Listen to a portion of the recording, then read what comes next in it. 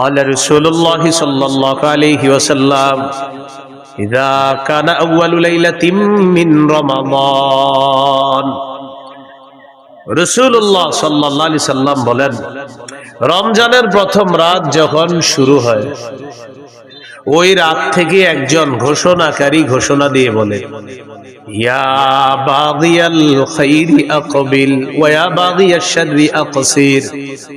হে কল্যাণ অন্বেষণকারী, তুমি আগে বেড়ে যাও, হে অকল্যাণ অন্বেষণকারী, তুমি সংযত হও। রমজানের প্রতি রাতে একজন ডাক দিয়ে বলে, হে কল্যাণ অন্বেষণকারী, তুমি আরো আগে বেড়ে যাও, ও অকল্যাণ অন্বেষণকারী, থামো, আর কত গুনাহ করবা, থামো। প্রতি রাতে একজন বলে, ও গুনাহকারী, যে গুনাহ করো প্রতিদিন, তুমি খালি অকল্যাণ তালাশ করো, আরে হইছে তো, থামো না এবার। প্রতি রাতে একজন বলতে থাকে। আর যারা কল্যাণের প্রত্যাশী, তাদেরকে প্রতি রাতে একজন ডেকে বলতে থাকে, ও কল্যাণের অন্বেষণকারী, যাও, আরো আগে বেড়ে যাও, তুমি আরো আগে বেড়ে যাও। তাহলে কি শিখলাম? রমজান মাস সংযত হওয়ার মাস, আগে বেড়ে যাওয়ার মাস। আমরা ইবাদতের মাধ্যমে আমরা যেন আগে বেড়ে যেতে পারি, আল্লাহ তৌফিক দান করেন। রমজান মাস নেকির কাজ আগের মাসে যা করছেন এই মাসে করলে এই নেকিটা আল্লাহ আরো বাড়ায় দিবে। সওয়াব বহুগুণে বৃদ্ধি করার মাস হলো রমজান মাস। এক আনসারী নারীকে রাসূল সাল্লাল্লাহু আলাইহি সাল্লাম বললেন, قال رسول الله صلى الله عليه وسلم لامرأة من الأنصار। নবীজি এক আনসারী নারীকে বললেন, ইআতামিরি, রমজান মাসে তুমি উমরা করো। রমজানে কি করো? তুমি উমরা করো। فإن عمرة فيه تعدل حجتان। রমজান মাসে উমরা করা হজের সমতুল্য হয়ে যায়। দেখছেন নি? রমজানে উমরা করবেন, হজের সমতুল্য। এজন্য আপনারা যারা উমরার নিয়ত আছে অনেকের, মাশাআল্লাহ, আপনি পারলে একটু রমজানে উমরা করেন। ফাইন্না উমরাতান ফীহি, রমজানে উমরা করা তাদিলু হাজ্জাতান, হজের সমতুল্য হয়ে যায়। আল্লাহ যাদেরকে সামর্থ্য দান করছে, একবার রমজানে একটু গিয়ে দেখেন কি অবস্থা হয় সেখানে। আল্লাহ তৌফিক দান করেন। তাহলে রমজান মাস সওয়াব বহুগুণে বৃদ্ধির মাস। এই মাস হলো কি মাস? রমজান মাস। রমজান মাস শয়তানকে শিকলে আবদ্ধ করার মাস। قال رسول الله صلى الله عليه وسلم إذا كان أول ليلة من شهر رمضان صفدت الشياطين وفي رواية سلسلة الشياطين ومردة الجن। রমজানের প্রথম রাত যখন শুরু হয়, অবাধ্য জিনগুলাকে শিকলে আবদ্ধ করা হয়, শয়তানকে শিকলে বন্দী করা হয়। তাহলে রমজানে আমরা দুষ্টামি করি কেন? রমজান মাসে শয়তান তো শিকলে আবদ্ধ, রমজানে এরপরে গুনাহ করে না অনেকে? এটা কেন করে বলেন? অভ্যাসগত গুনাহ। কি গুনাহ? রমজানে যারা গুনাহ করে, এটা অভ্যাসগত গুনাহ করে। প্রতিদিন রাত 7টা বাজে সে রিমোট দিয়ে টেলিভিশন ছাড়ে। রমজানে আপনার ইফতারির পরে কি করছে? 7টা বাজে বাস রিমোটটা হাতে নিয়ে ছেড়ে দিয়েছিল। স্ত্রী বলে, রমজান মাস আপনারা জানেন না? ও ইন্না লিল্লাহি ওয়া ইন্না ইলাইহি রাজিউন। মানে ওনার মনে নাই, আসলে উনি যে রমজান এটা মনে নাই। আজকে রিমোটটা নিছে রমজানে, কি কারণে? অভ্যাস। ওই যে প্রতিদিন টেলিভিশন ছাড়ে, রমজানেও ছাড়ছে, অভ্যাসগত গুনাহ। এখান থেকে কি বোঝা যায়? আপনি আজকে থেকেই গুনাহ ছেড়ে দেওয়ার অভ্যাস করেন, না হয় রমজানে গিয়ে অভ্যাস ছাড়তে পারবেন না। আল্লাহ তৌফিক দান করেন। আল্লাহ তাআলা পবিত্র কোরআনে বলেন, ওয়াযারু যাহিরাল ইসমি ওয়া বাতিনা, প্রকাশ্য গুনাহ গোপন গুনাহ ছেড়ে দাও। রমজানের প্রস্তুতির মধ্যে এটা একটা প্রস্তুতি, প্রকাশ্য গুনাহ গোপন গুনাহ ছেড়ে দাও। তাহলে আজকে থেকে প্রকাশ্য পাপ গোপন পাপ সবগুলা ছেড়ে দিব, বলেন ইনশাআল্লাহ। সূরা আনআমের 151 নম্বর আয়াতে আল্লাহ বলেন, ওয়ালা তাকরাবুল ফাওয়াহিশা মা যাহারা মিনহা ওয়া মা বাতান। প্রকাশ্য অশ্লীলতা গোপন অশ্লীলতার কাছেও যেও না। প্রকাশ্য অশ্লীলতা গোপন অশ্লীলতার কাছেও যেও না। আপনি মোবাইলে কিছু গুনাহ করেন, রাতে দরজা বন্ধ করে আড়ালে আবডালে, যা আপনার মা জানে না, আপনার বাবা জানে না, আল্লাহ দেখছে আপনাকে প্রতিটা মুহূর্তে। এই প্রকাশ্য পাপের কাছে যাওয়াটা এখনই ছেড়ে দেন। যেমন জিনা নামক পাপের মধ্যে অনেকে জড়িয়ে পড়ে মোবাইলের মাধ্যমে। কানের জিনা, চোখের জিনা, ভিডিও কলে কথা বলছেন, যার সাথে কথা বলা হারাম, চোখের জিনা হচ্ছে। যার সাথে কথা বলা হারাম তার সাথে কথা বলছেন, মুখের জিনা হচ্ছে। দেখে দেখে কথা বলছেন, চোখের জিনা। কানে শুনছেন তো কানের জিনা। মোবাইলে কোনো SMS লিখছেন খারাপ, তাকে এটা হাতের জিনা হচ্ছে। তার সাথে সাক্ষাৎ করবেন, পা দিয়ে হেঁটে হেঁটে রওনা করলেন, পায়ের জিনা হচ্ছে। অন্তরে কল্পনা করছেন সে দেখতে এমন এমন, অন্তরের জিনা হচ্ছে। সহিহ বুখারী 6612 নম্বর হাদিস। রাসূলুল্লাহ সাল্লাল্লাহু আলাইহি সাল্লাম বলেন, ইন্নাল্লাহা কাতাবা আলা ইবনি আদম হাযযাহু মিনাজ জিনা আদরাকা যালিকা লা মাহালা। আল্লাহ তাআলা আদম সন্তানকে জিনার পরীক্ষা দ্বারা পরীক্ষা করেন। এই পরীক্ষায় সবাই পড়বে। ফাজিনাল আইনি আন নাজরু, চোখের জিনা হলো দেখা। এবার আমার সাথে একটু বলেন যাকে সরাসরি দেখা হারাম, চোখের জিনা, তাকে মোবাইলে দেখাও চোখের জিনা হারাম। যুবক ভাইয়েরা একটু আওয়াজ দিয়ে বললেন, যাকে সরাসরি দেখা হারাম তাকে মোবাইলে দেখা, যাকে সরাসরি দেখলে চোখের জিনা হয় তাকে মোবাইলে দেখলেও ফাজিনাল আইনি আন নাজরু, চোখের জিনা হলো দেখা।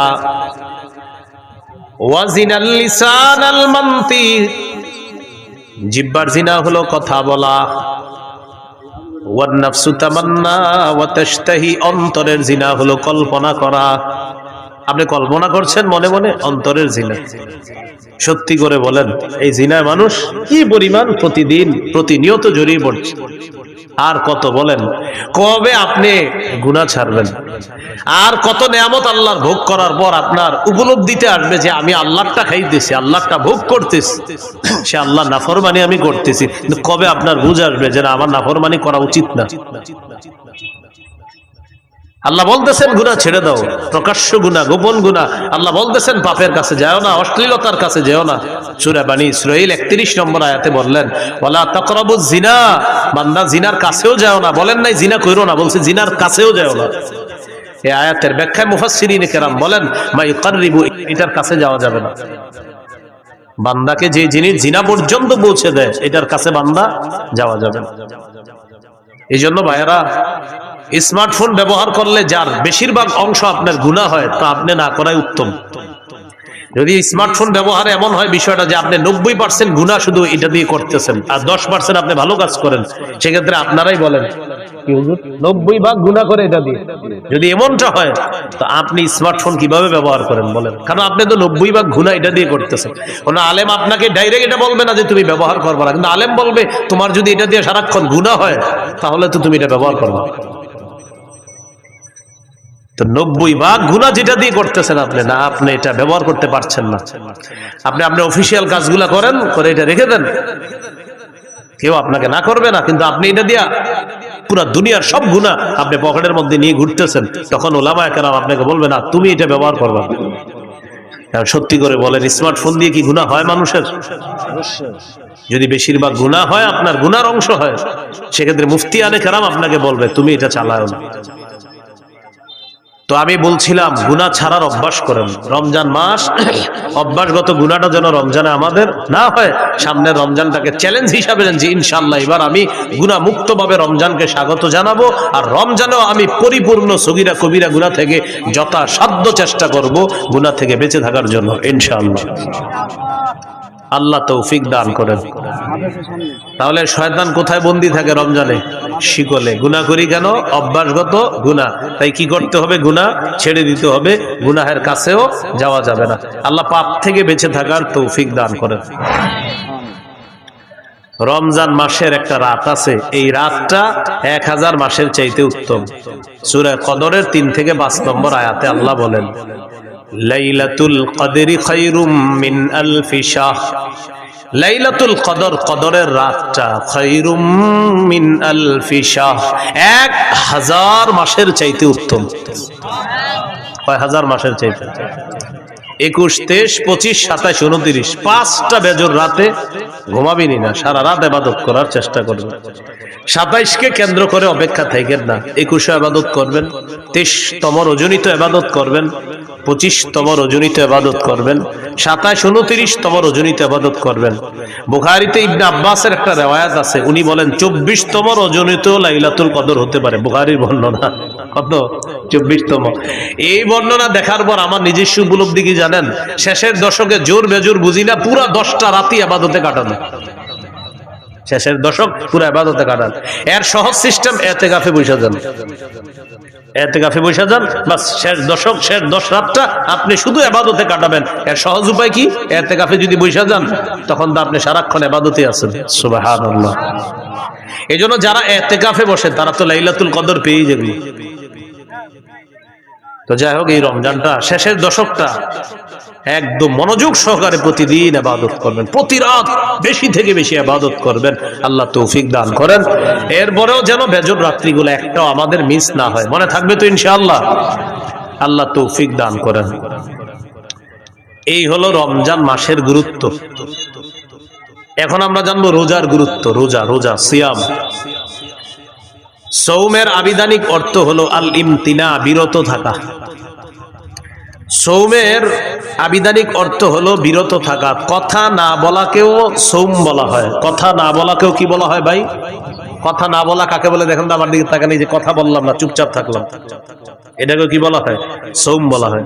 পেরেশান হয়েন না, ফ্যান খুঁজতেছেন, পেরেশান হয়েন না, সমস্যা নেই। হ্যাঁ, আমার গরম দেখে উনি পেরেশান যে ফ্যান লাগবে না, ফ্যান লাগবে না। এটা হয় এই মুহূর্তগুলো আপনার হঠাৎ গরম, হঠাৎ ঠান্ডা। কিছুদিন পরে হয়তো গরমকাল আল্লাহ তাআলা দিয়ে দিবেন। সৌমের আবিধানিক অর্থ আল ইমতিনা, বিরত থাকা। সৌমের আরেকটা আবিধানিক অর্থ হলো কথা বলা থেকে বিরত থাকা। এইটা আমাদের দেশে যদি আইন করা যাইতো, রমজানে কথা না বলা, খুব ভালো হইতো। এমনি রোজা রাখে না খায়া, কিন্তু জিহ্বা বন্ধ রাখে না। মানে জিহ্বাকে খানা থেকে বন্ধ রাখলেও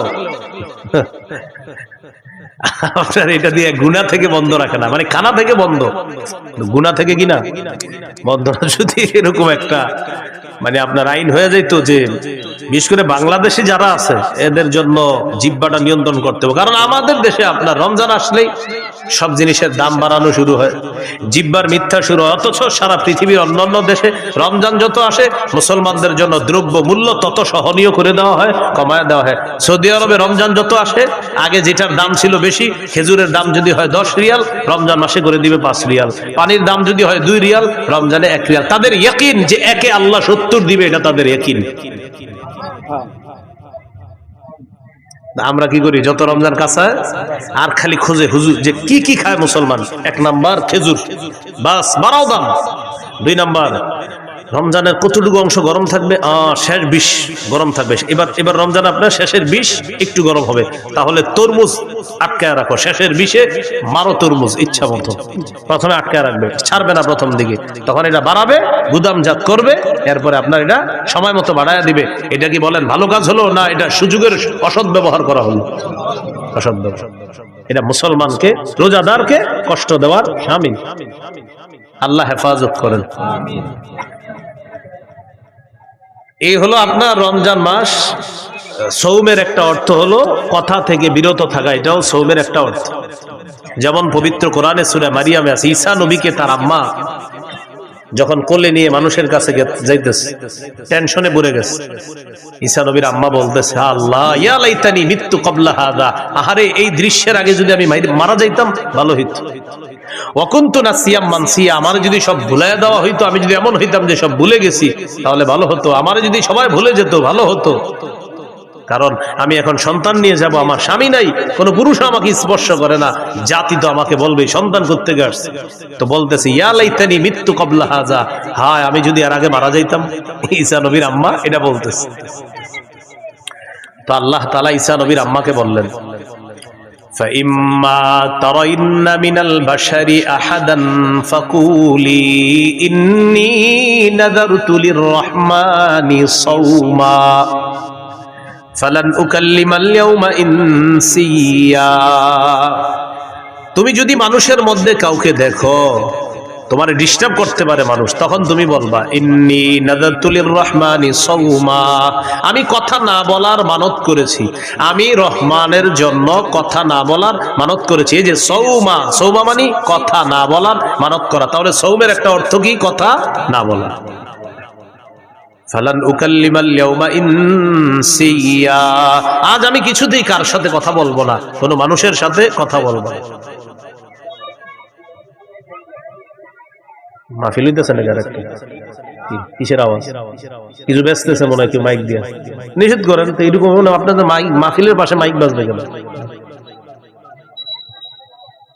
তো আল্লাহ তাআলা বললেন, মারিয়াম তুমি কোন পুরুষকে যখন দেখবা, মানুষকে দেখার পর বলবা আমি রহমানের জন্য কথা না বলার মানত করেছি, আমি কারোর সাথে কথা বলবো না। খুব মন দিয়ে শুনবেন, বুঝাইতে চাইলাম সৌমের একটা অর্থ হলো কথা বলা থেকে বিরত থাকা। তো আমি বলতেছিলাম রমজান মাসে জিহ্বাটারে বিরত রাখার খুব চেষ্টা করা। কেন? একটু বুঝেন। হাদিসে আসছে রাসূল সাল্লাল্লাহু আলাইহি সাল্লাম বলেছেন, সিয়াম হলো ঢাল, যতক্ষণ এই ঢালটাকে ছিদ্র না করা হবে। বলেন তো সিয়াম কি? ঢাল, জাহান্নাম থেকে বাঁচার ঢাল। এটাকে যতক্ষণ কি না করা হবে, ছিদ্র। রোজা নামক ঢাল ছিদ্র হয় দুটি অপরাধে। কয় অপরাধে? মিথ্যা এবং গীবত। এখন আপনারা বলেন মিথ্যা গীবত হয় কি দিয়ে? জিহ্বা দিয়ে। তাহলে রমজানের রোজাটা হলো ঢাল, ততক্ষণ যতক্ষণ এটাকে ছিদ্র না করা হবে। রমজান নামক রোজা বা রমজানের মাসের যে রোজা, এই রোজা নামক ঢালটা ছিদ্র হয় দুটি অপরাধে। একটি হলো মিথ্যা বলা, আরেকটি হলো গীবত করা। মিথ্যা এবং গীবত হয় জিহ্বা নামক অঙ্গের মাধ্যমে। তাই আজকে থেকে চেষ্টা করা আমরা জিহ্বাকে নিয়ন্ত্রণ করা, এটার মাধ্যমে যেন আমাদের রোজাগুলা ছিদ্র না হয়, যথাসাধ্য চেষ্টা করা। আল্লাহ হেফাজত করেন। তাহলে এবার আপনারা বলেন রোজা ছিদ্র হয় কয় অপরাধে? কি কি? মিথ্যা আর গীবত হয় কোন অঙ্গের মাধ্যমে? তাহলে জিহ্বাকে এখন থেকেই সংযত করা, নিয়ন্ত্রণ করা। আল্লাহ তৌফিক দান করেন। তিরমিজির হাদিস 2406 নম্বর হাদিস, 2406। এই হাদিসের বর্ণনাকারী উকবা ইবনে আমির রাদিয়াল্লাহু তাআলা আনহু, তিনি রাসূল সাল্লাল্লাহু আলাইহি সাল্লামকে প্রশ্ন করলেন, মান নাজাতু ইয়া রাসূলুল্লাহ, ওগো আল্লাহর রাসূল মুক্তির উপায় কি আমি আপনার কাছে জানতে চাই। রাসূলুল্লাহ সাল্লাল্লাহু আলাইহি সাল্লাম বললেন মুক্তির উপায় তিনটি। ভাই মুক্তির উপায় কয়টি? তিনটি। এক নাম্বার, আমসিক আলাইকা লিসানাক, তুমি তোমার জবান সংযত রাখবা, জিহ্বা সংযত রাখবা। এটা মুক্তির এক নাম্বার উপায়। এখান থেকে বোঝা যায় জিহ্বা আপনাকে বিপদে ফেলবে। নবী বললেন মুক্তির এক নাম্বার উপায় জবান নিয়ন্ত্রণ করবা। দুই নাম্বার, ওয়ালিয়াসাকা বাইতুকা, তোমার ঘর যেন তোমার জন্য প্রশস্ত হয়। এটার উদ্দেশ্য হলো আপনি কাজ শেষ করে তাড়াতাড়ি বাসায় চলে যাবেন। 6টা বাজে বাসায় যাওয়ার কথা, আপনি রাত 10টা 11টা বাজছে এখনো বাসায় যান না। স্ত্রী ফোন দিয়েছে, কি ব্যাপার 6টায় বাসায় আসার কথা, সর্বোচ্চ 6:30 7টা বাজতে পারে, আপনি এখনো আসেন নাই কেন? বন্ধুদের সাথে আসি। না, বন্ধুদের সাথে থাকা যাবে না। আপনার কাজ শেষ, বাসা, বাসা থেকে বের হয়েছেন কাজ, হয়তো কাজে নয়তো বাসা, নয়তো বাসা নয়তো কাজে, অন্য কোথাও থাকবেন না। নবী বলেন মুক্তির 2 নম্বর উপায় বাসায় থাকো। কেন? কারণ বাহিরে যেই গুনাহগুলো আপনি করবেন, আপনার স্ত্রী, সন্তান, মা বাবার সামনে সেগুলা মন চাইলেও করতে পারবেন না। তাই নবী বললেন মুক্তির 2 নম্বর উপায় বাসায় থাকো। ওয়ালিয়াসাকা বাইতুকা, ঘর যেন তোমার জন্য প্রশস্ত হয়। তাহলে কি শিখলাম? আড্ডাবাজি করা যাবে না। 3 নাম্বার, ওয়াবকি আলা খাতিআতিক, তুমি তোমার গুনাহের জন্য কান্নাকাটি করো। তুমি তোমার গুনাহের জন্য কান্নাকাটি করো। তাহলে এখানে মুক্তির 3টা উপায়। 1 নাম্বার, জিহ্বা সংযত রাখা, জবান সংযত করা। বলেন তো রোজা নামক ঢাল ছিদ্র হয় কয় অপরাধে? কি কি? মিথ্যা গীবত হয় কি দিয়ে? নবী মুক্তির উপায় বলছে কয়টা? এর মধ্যে 1 নাম্বার কি নিয়ন্ত্রণ করা? জিহ্বা। তিরমিজির হাদিস 2407 নম্বর হাদিস, 2407। এই হাদিসের মধ্যে আসছে قال رسول الله صلى الله عليه وسلم إذا أصبح ابن آدم فإن الأعضاء كلها تكفر اللسان اتق الله فينا فإنما نحن بك فإن استقمت استقمنا وإن اعوججت اعوججنا। আদম সন্তান যখন সকালে ঘুম থেকে ওঠে, আমরা যখন আগামীকাল সকালে ঘুম থেকে উঠবো, আমার আপনার সমস্ত অঙ্গ প্রত্যঙ্গ গুলা জিহ্বাকে ডাক দেয়। কাকে? জিহ্বাকে ডেকে বলে ইত্তাকিল্লাহ ফিনা, ও জিহ্বা আমাদের ব্যাপারে আল্লাহকে ভয় করো। পা জিহ্বাকে ডাক দেয়, হাত জিহ্বাকে ডাক দেয়, নাক জিহ্বাকে ডাক দেয়, চোখ জিহ্বাকে ডাক দেয়, কান জিহ্বাকে ডেকে বলে ও জিহ্বা আমাদের ব্যাপারে আল্লাহকে ভয় করো। কারণ আমরা তোমার মাধ্যমে নিয়ন্ত্রিত। জিহ্বাকে বলে সবাই জিহ্বা তুমি যদি সোজা থাকো আমরাও সোজা থাকবো, ঠিক থাকবো। জিহ্বা তুমি যদি বাঁকা হয়ে যাও আমরাও বাঁকা হয়ে যাও। তাহলে বলেন তো, রোজা নামক ঢাল ছিদ্র হয় কয় অপরাধে? কি কি? মিথ্যা গীবত হয় কোন অঙ্গ দিয়ে? জিহ্বা দিয়ে। সমস্ত অঙ্গ প্রত্যঙ্গ কাকে বস মানে? জিহ্বা। জিহ্বা বস সবার, এজন্য এটা নিয়ন্ত্রণ করেন না। তিরমিজির হাদিস 2408 নম্বর হাদিস, قال رسول الله صلى الله عليه وسلم من يتكفل لي ما بين لحييه وما بين رجليه اتكفل له بالجنة। রাসূলুল্লাহ সাল্লাল্লাহু আলাইহি সাল্লাম বলেন, আমার কোন উম্মত যদি দুটি অঙ্গের নিশ্চয়তা আমাকে দিতে পারে, যে সে জিহ্বা দিয়ে গুনাহ করে না আর লজ্জাস্থান দিয়ে গুনাহ করে না, দুই চোয়ালের মাঝের অঙ্গ তথা জিহ্বা, দুই রানের মাঝের অঙ্গ তথা লজ্জাস্থান, এই দুটি অঙ্গ দিয়ে সে গুনাহ না করার নিশ্চয়তা যদি আমাকে দিতে পারে, আমি নবী তাকে জান্নাতে নেওয়ার জিম্মাদার হয়ে যাব। তিরমিজির হাদিস 2409 2409 قال رسول الله صلى الله عليه وسلم من وقاه الله شر ما بين لحييه وما بين رجليه دخل الجنة। রাসূলুল্লাহ সাল্লাল্লাহু আলাইহি ওয়াসাল্লাম বলেন, আল্লাহ তাআলা যদি কোনো ব্যক্তিকে জিহ্বা এবং লজ্জাস্থানের গুনাহ থেকে হেফাজত করে, অনিষ্টতা থেকে হেফাজত করে, আল্লাহ তাআলা যদি আমাকে আপনাকে জিহ্বা এবং লজ্জাস্থানের অনিষ্টতা থেকে হেফাজত করে, বাঁচায়, নবী বলেন সে মরবে, দাখালাল জান্নাহ, জান্নাতে প্রবেশ করবে। আল্লাহর কাছে বলে, আল্লাহ জিহ্বার অপরাধ থেকে বাঁচান, লজ্জাস্থানের অপরাধ থেকে আমাকে বাঁচান। বলেন আমিন। তিরমিজির হাদিস 2410 নম্বর হাদিস। এই হাদিসের বর্ণনাকারী সুফিয়ান রাদিয়াল্লাহু তাআলা তিনি রাসূলুল্লাহ সাল্লাল্লাহু আলাইহি ওয়াসাল্লামকে বললেন, হাদিসনি বিআমরিন আ'তাসিমু বিহি ইয়া রাসূলুল্লাহ, হুজুর আমাকে এমন কিছু বলেন যেটা আমি মজবুত ভাবে আঁকড়ে ধরবো, এমন কিছু আমাকে বলেন।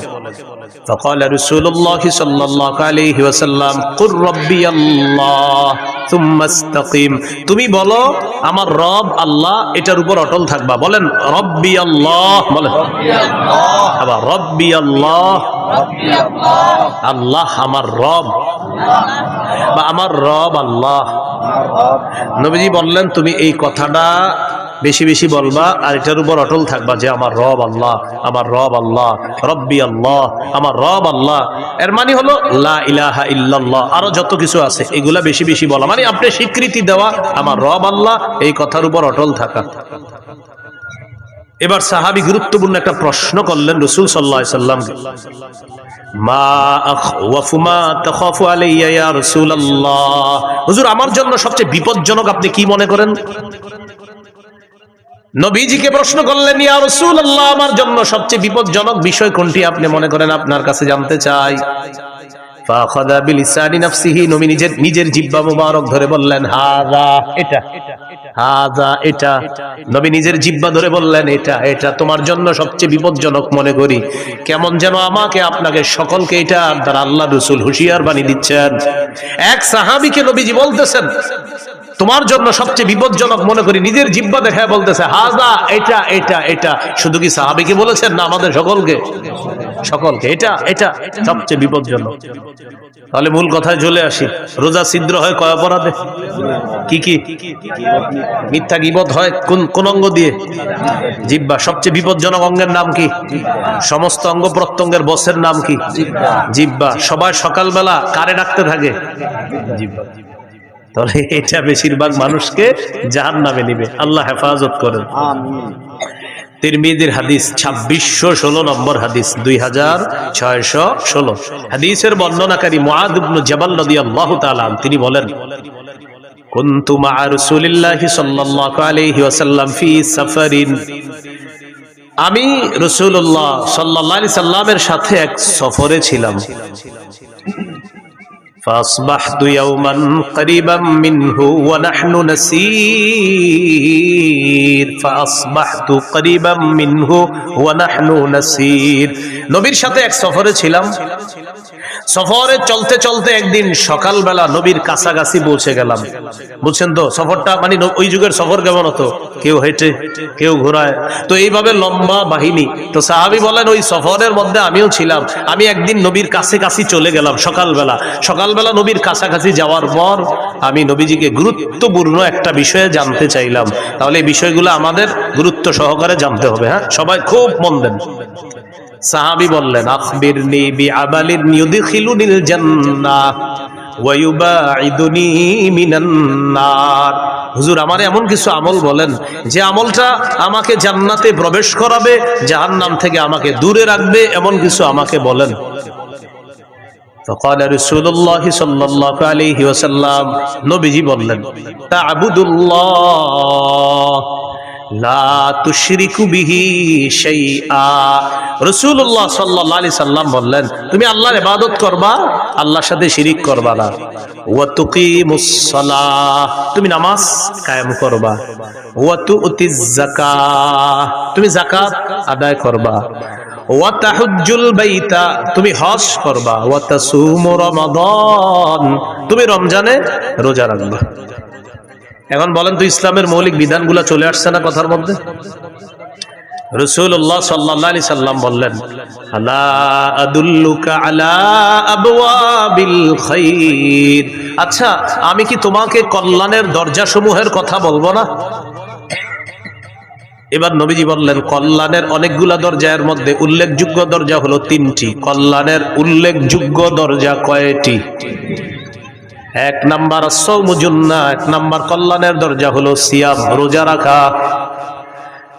2 নাম্বার সাদাকাতু তুতফিউল খাতিআতা কামা ইউতফিউল মাউন নার। 2 নাম্বার কল্যাণের দরজা হলো সদকা করা। সদকা এমন একটি ইবাদত, পানি যেমন আগুনকে নিভিয়ে দেয়, সদকা মানুষের গুনাহগুলোকে ধুয়ে মুছে সাফ করে দেয়।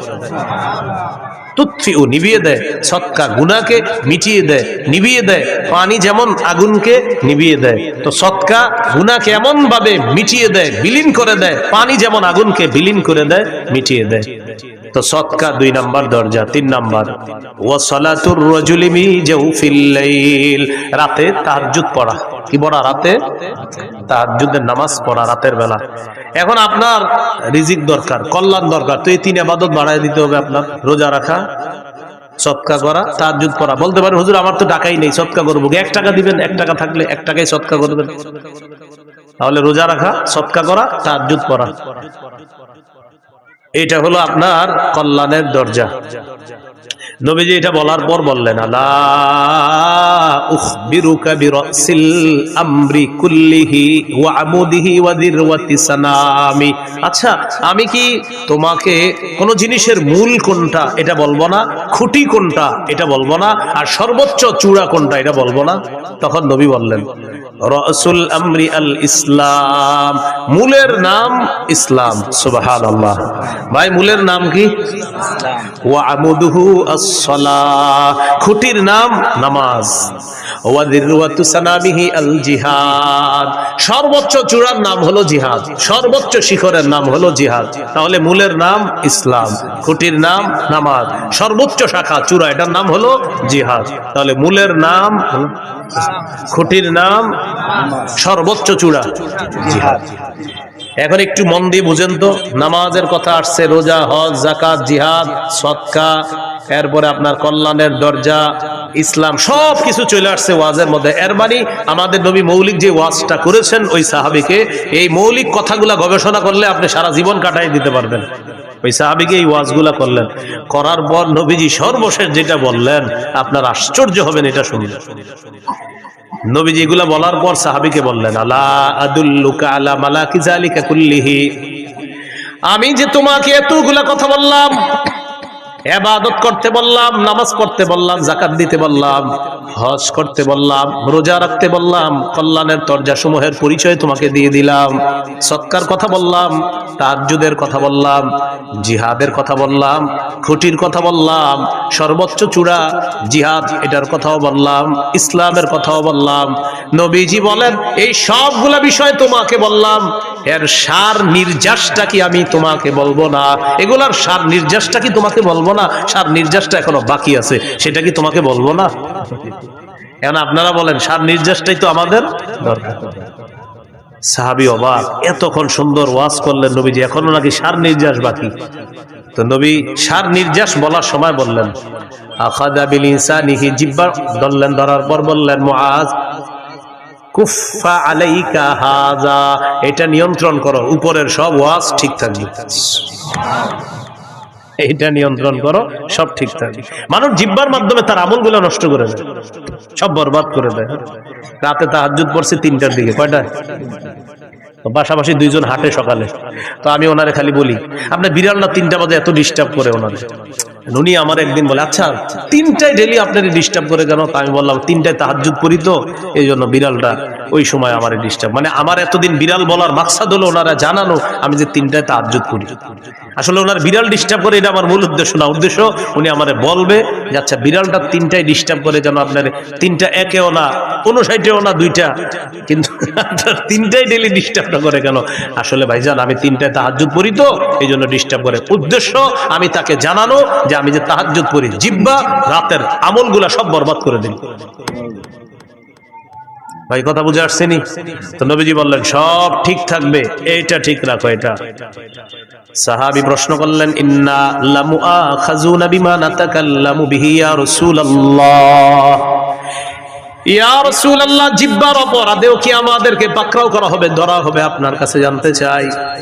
নবীজি বললেন, হাল ইয়াকুবুন নাসা ফিন নারি আলা ওয়ুজুহিহিম আও আলা মানাখিরিহিম ইল্লা হাসাইদু আলসিনাতিহিম, বেশিরভাগ মানুষের মাথাটা নিচের দিকে, পাগুলা উপরের দিকে দিয়ে জাহান্নামে সাকে নিক্ষেপ করা হবে শুধু তার জিহ্বার কর্তৃত ফসলের কারণে, জিহ্বার অপরাধের কারণে তাকে জাহান্নামে নিক্ষেপ করা হবে, শুধুমাত্র জিহ্বার অপরাধে। তাহলে বলেন বেশিরভাগ মানুষ জাহান্নামে যাবে কোন অঙ্গের অপরাধে?